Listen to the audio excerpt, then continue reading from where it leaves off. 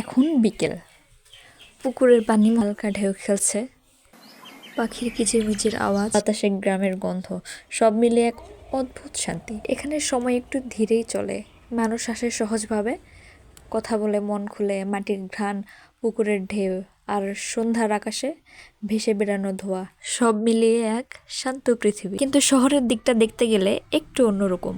শহরের মানুষ সময়ের পেছনে ছুটে চলে, কিন্তু গ্রামের মানুষ এখনো সময়কে থামিয়ে হাসতে জানে। শহরের আলো আছে, শব্দ আছে, কিন্তু নেই সেই গ্রামের প্রশান্তি, নেই সেই প্রকৃতির টান। এই দিক থেকে তো আমাদের গ্রামই বেস্ট।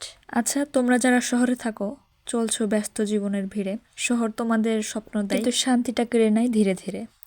একদিন সময় পেলে চলে এসো ফিরে গ্রামের সেই পুকুর পাড়ে, গাছতলায়, বাতাসের ছোঁয়ায়, দেখবে এখনো সেখানে তোমাদের জন্য শান্তি রেখে গেছে প্রকৃতি। আচ্ছা, তোমাদের কি গ্রামের কথা মনে পড়ে না? মনে পড়লে নিচে কমেন্টে লিখে দাও। ভালো লাগলে শেয়ার করো, যাতে শহরের মানুষও মনে করে এখনো গ্রামের শান্তি বেঁচে আছে। তোমারও যদি গ্রামের কথা মনে পড়ে তবে কমেন্টে লিখে দাও। তো আজকের মতো এই পর্যন্তই। আল্লাহ হাফেজ।